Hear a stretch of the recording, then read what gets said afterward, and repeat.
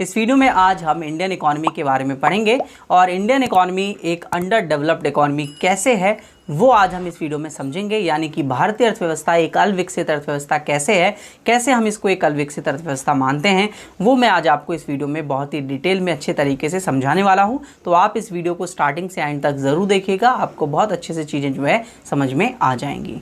तो दोस्तों, जब मैं बात करता हूँ इंडियन इकॉनमी के अंडर डेवलप्ड होने की यानी कि अविकसित होने की, तो उसका सिंपल सा मतलब होता है कि वहाँ पर इकॉनमी में कुछ ना कुछ चीज़ें ऐसी हैं जो ग्रोथ रेट है, जो समृद्धि दर है वो बहुत ही कम है। इस वजह से आप उसको एक अंडर डेवलप्ड इकॉनमी यानी कि एक अविकसित अर्थव्यवस्था कह रहे हैं। बट और भी बहुत सारे रीज़न होते हैं जिस वजह से हम इकॉनमी को जो है अंडर डेवलप्ड कहते हैं। अब इंडियन इकॉनमी जो है अंडर डेवलप्ड यानी कि अविकसित क्यों है, उसका सबसे बड़ा रीज़न ये है कि इंडियन इकॉनमी जो है एक पॉवर्टी के ट्रैप में फंस चुकी है, यानी कि एक दुष्चक्र में फंस चुकी है जो कि निर्धनता का है।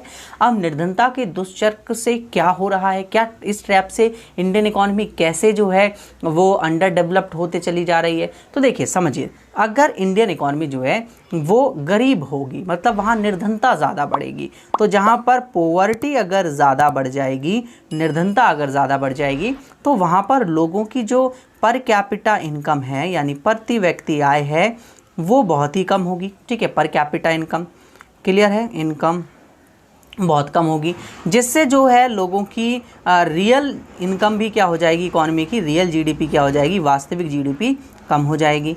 और जब इकॉनमी की वास्तविक जीडीपी भी कम होगी तो वहाँ पर ग्रोथ रेट जो है वो कम होगा।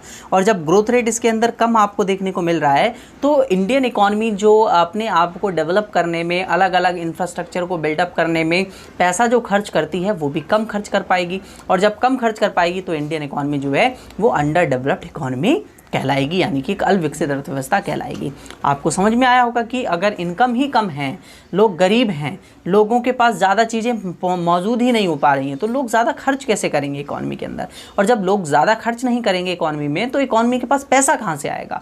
और जब इकॉनमी के पास पैसा नहीं आएगा तो इकॉनमी उस चीज़ को आगे हम लोगों की डेवलपमेंट में कैसे लगाएगी, इकॉनमी को डेवलप करने में कैसे लगाएगी, वो नहीं हो पाएगा। इस वजह से हम लोग कह रहे हैं कि इंडियन इकॉनमी जो है एक अंडर डेवलप्ड इकॉनमी है। ठीक है दोस्तों, ये आपको यहाँ तक समझ में आया होगा। अब मैं आपको कुछ इसके फीचर्स बता देता हूं। तो हम चलते हैं फीचर्स वाले पेज पर, यानी कि कैरेक्टरिस्टिक्स, फीचर्स या विशेषताएं।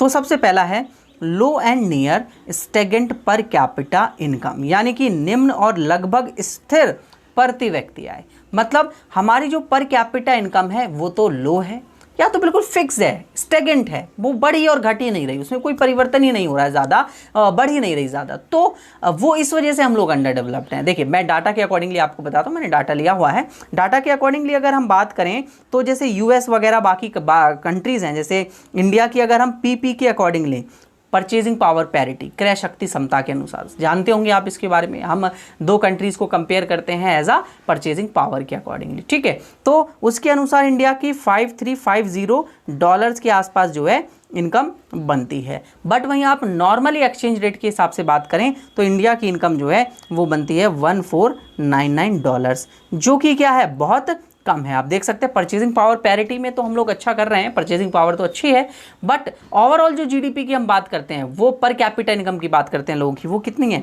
केवल इतनी है, बहुत ही लो है। और वहीं हम डेवलप्ड इकोनॉमीज़ की बात करते हैं जैसे यूएसए या स्विट्ज़रलैंड की, तो वहाँ पर ये जो है 53,570 यूएसए में और 59,210 स्विट्ज़रलैंड में हो जाती है। तो वहाँ पर आप देख सकते हैं लगभग हमसे बहुत ज़्यादा कई गुना जो है ज़्यादा है। ठीक है, इस वजह से ये इकॉनमी जो है वो डेवलप्ड इकॉनमीज़ है और हम लोग अंडर डेवलप्ड इकॉनमीज़, क्योंकि हमारे पास पर कैपिटा इनकम देखिए और इन इकॉनमी में पर कैपिटा इनकम देखिए, यानी कि प्रति व्यक्ति आय देखिए, बहुत ही ज़्यादा है और हमारे पास बहुत ही कम है। इस वजह से हम एक अंडर डेवलप्ड इकॉनमी है। आपको समझ में आ गया होगा। ठीक है, अब लो स्टैंडर्ड ऑफ लिविंग, निम्न जीवन स्तर, मतलब हमारे जो लिविंग स्टैंडर्ड है, जीवन जीने का स्तर है, वो भी बहुत कम है। हम लोग एक लो लेवल ऑफ हाउस में रह रहे हैं, low level of facility food है, low level of health facility है, लो लेवल ऑफ एजुकेशन है, इन सभी चीज़ों की हमारे पास क्या है, कमी है।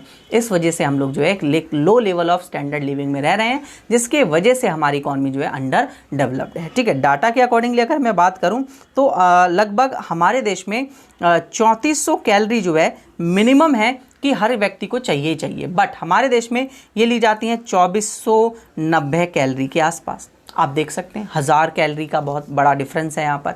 तो हम लोग जितनी कैलोरी मिनिमम हम लोगों को चाहिए बाकी कंट्रीज़ में जितना लोग ले रहे हैं उससे हम लोग कम कैलोरी मिल रही है, जिससे हम ये माप सकते हैं कि हम लोगों को जो हमारी बेसिक आवश्यकताएं हैं, बेसिक ज़रूरतें हैं, बेसिक नीड्स हैं, वो हमारी पूरी नहीं हो पा रही हैं, जिसके वजह से हमारी इकॉनमी जो है अंडर डेवलप्ड इकॉनमी कहला रही है।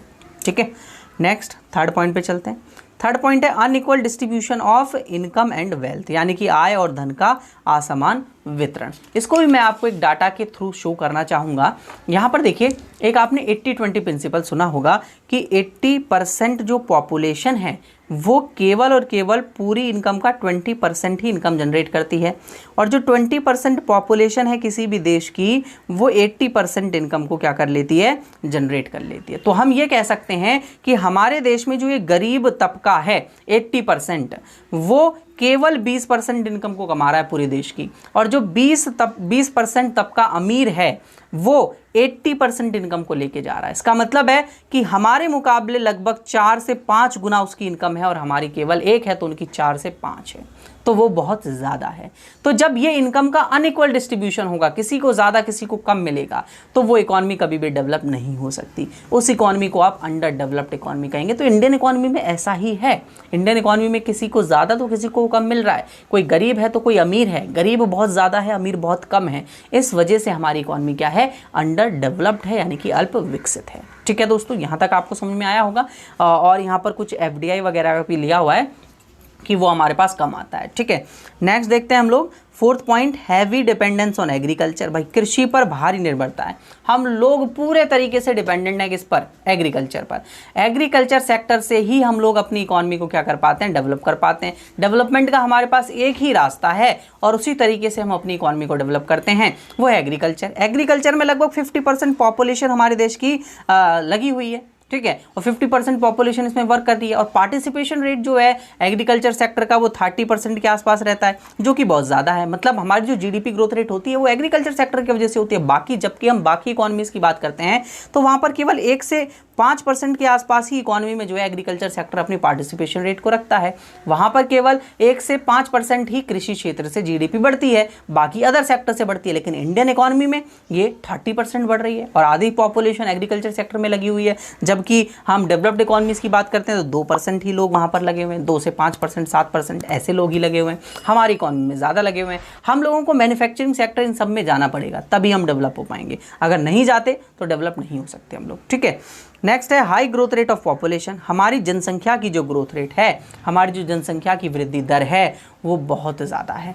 हमारी जनसंख्या बहुत तेज़ी से ग्रो होती है, बहुत तेज़ी से जो है वो बढ़ते जाती है, जिससे हमारी इकॉनमी जो है, जैसे मान लेते हैं अगर मेरे पास 10 व्यक्ति हैं तो 10 व्यक्तियों को पालना थोड़ा आसान है और 100 व्यक्तियों को पालना थोड़ा मुश्किल है। इसी तरीके से अगर किसी देश की जनसंख्या बढ़ जाती है तो वहाँ ज़्यादा लोग होंगे तो सरकार को ज़्यादा लोगों के लिए फैसिलिटीज़ प्रोवाइड करनी है, और जब वो ज़्यादा लोगों के लिए फैसिलिटी प्रोवाइड करनी है तो वो थोड़ा मुश्किल होगा बजाय कम लोगों के फैसिलिटी प्रोवाइड करना। ठीक है दोस्तों, तो इस वजह से पॉपुलेशन जब बढ़ती है तो वो नुकसानदायक होगा।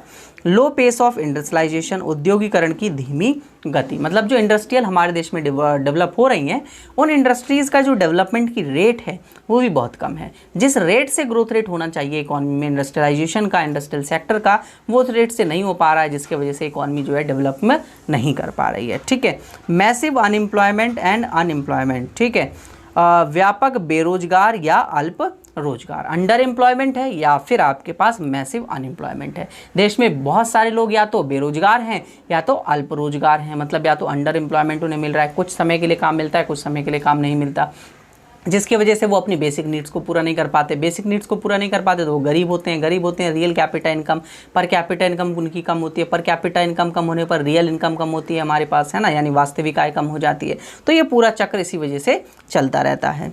लो रेट ऑफ कैपिटल फॉर्मेशन, यानी कि पूंजी निर्माण का निम्न स्तर। कैपिटल फॉर्मेशन आप सभी को पता होगा, जो कैपिटल गुड्स होते हैं, कैपिटल्स होती हैं, उनके स्टॉक में इंक्रीमेंट होना।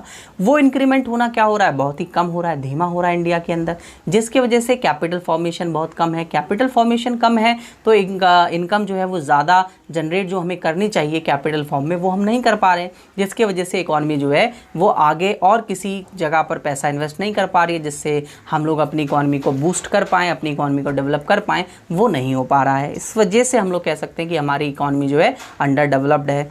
Shortage of avail and efficient entrepreneurs, मतलब योग्य और कार्यकुशल उद्यमियों का अभाव।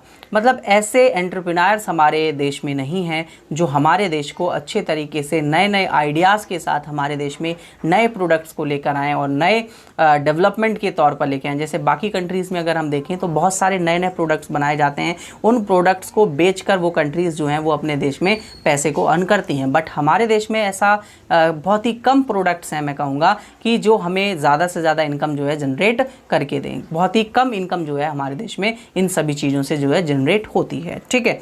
आउटडेटेड सोशल इंस्टीट्यूशंस, मतलब पिछड़ी हुई सामाजिक संस्थाएं, मतलब एक तरीके से हम कह सकते हैं कि पिछड़ी सोच है हमारी, जिस वजह से हम लोग डेवलप नहीं कर पाते। मतलब बहुत सारे ऐसे रीजंस होते हैं जिनके वजह से हम लोग आज के वक्त में सामाजिक तौर पर बंधे हुए हैं और धर्म के तौर पर बंधे हुए हैं, जिससे हम बहुत सारे ऐसे कार्य हैं जो नहीं करते, जिससे हमारे देश का डेवलपमेंट होना चाहिए। ठीक है।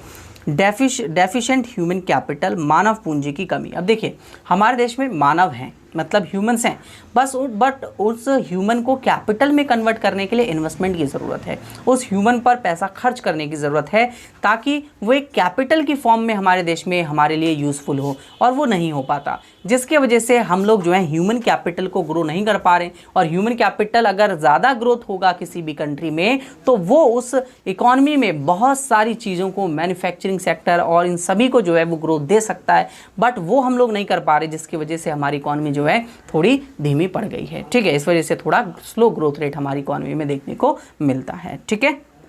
नेक्स्ट पॉइंट का आगे बात करते हैं, लो लेवल ऑफ टेक्नोलॉजी, यानी कि टेक्नोलॉजी प्रौद्योगिकी का निम्न स्तर है। भाई टेक्नोलॉजी के नाम पर हम कुछ भी यूज़ नहीं करते, मतलब बहुत कम टेक्नोलॉजी जो है इंडिया में प्रोड्यूस होती है, इंडिया में बनती हैं और उसका यूज़ इंडिया में किया जाता है। सारी टेक्नोलॉजी बाहर से हम लोग ले लेते हैं, एज इट इज़ कॉपी करी और अपने देश में यूज़ करा, कोई नई टेक्नोलॉजी हमने तो नहीं बनाई। तो टेक्नोलॉजी का वो जो है वो लो लेवल है, निम्न स्तर है। ठीक है। वहीं हम बात करते हैं ड्यूलिस्टिक इकोनॉमिक स्ट्रक्चर है, द्वितीयक आर्थिक ढांचा है हमारे देश का। मतलब हमारे देश का एक इकोनॉमिक स्ट्रक्चर ऐसा है जहां हम दो तरीके से इकोनॉमी को सोचते हैं, दो तरीके से ड्यूलिस्टिक इकोनॉमी जो है वो हमारे देश की बन चुकी है। ड्यूलिस्टिक इकोनॉमी का मतलब है एक तो इकोनॉमी ऐसी है जहां पर हम लोग डेवलप्ड सेक्टर हैं, जहां पर ऐसे कुछ सेक्टर हैं जहां पर हम अच्छा ग्रोथ कर रहे हैं, अच्छा डेवलप हो रहा है इकोनॉमी, और कुछ ऐसे सेक्टर हैं जहां पर डेवलपमेंट बिल्कुल ना के बराबर है। जैसे हम लोग प्राइवेट सेक्टर की बात करें तो प्राइवेट सेक्टर लाने से हमारे देश में डेवलपमेंट बढ़ा, बट जब पब्लिक सेक्टर की हम बात करते हैं तो पब्लिक सेक्टर इतने एफिशिएंटली काम नहीं कर रहे हैं, जिसकी वजह से हमारी इकोनॉमी जो है डेवलप नहीं कर पा रही है। तो हम एक ड्यूअलिस्टिक इकोनॉमी है, एक ऐसी इकोनॉमी है जहां पर दो तरीके की चीज़ों को चलाया जाता है, सरकार भी अपना काम करती है और प्राइवेट सेक्टर भी अपना काम करते हैं, और दोनों ही में बीच में जब कॉन्फ्लिक्ट होते हैं तो चीज़ें इतने अच्छे तरीके से नहीं जाती और ग्रोथ जो है वो अच्छे तरीके से नहीं हो पाती। ठीक है दोस्तों, तो इस वीडियो में मैंने आप सभी को बताया कि इंडियन इकोनॉमी एक अंडर डेवलप्ड इकोनॉमी कैसी है और क्यों है, क्या रीज़न है। इन पॉइंट्स को आपको याद रखना है और यही पॉइंट्स आपके एग्जाम्स में आते हैं, आपको इनको एग्जाम्स में लिखना होता है। तो अगर आपको ये चीज़ें, ये वीडियो अच्छे तरीके से समझ में आया हो, ये टॉपिक बहुत अच्छे से समझ में आया हो, तो आप इस वीडियो को जो है ज़्यादा से ज़्यादा दोस्तों तक अपने शेयर ज़रूर कर दीजिएगा। और अगर आपको मेरे साथ फुल कोर्सेज ज्वाइन करने हैं तो आप टॉप क्लासेज ऐप को ज़रूर डाउनलोड कर लीजिएगा। टॉप क्लासेज ऐप पर मैं आप सभी को फुल कोर्सेज प्रोवाइड कराता हूँ, और ज़्यादा जानकारी के लिए आप मुझे मेरे इस कॉन्टैक्ट नंबर पर कॉन्टैक्ट कर सकते हैं, जिससे मैं आपको कोर्स के रिगार्डिंग सारी इन्फॉर्मेशन प्रोवाइड करा दूंगा कि कैसे कैसे आपको कोर्सेज को ज्वाइन करना है, कोर्सेज में आपको क्या मिलेगा। उसके लिए वैसे मैंने एक वीडियो बनाया हुआ है, वो आप देख सकते हैं। ठीक है दोस्तों, तो इस वीडियो को, इस चैनल को सब्सक्राइब ज़रूर कर लें और अपने ज़्यादा से ज़्यादा दोस्तों तक इस वीडियो को शेयर ज़रूर कर दें। वीडियो अच्छी लगी है तो लाइक ज़रूर करें। नेक्स्ट वीडियो मिलते हैं। वीडियो देखने के लिए धन्यवाद।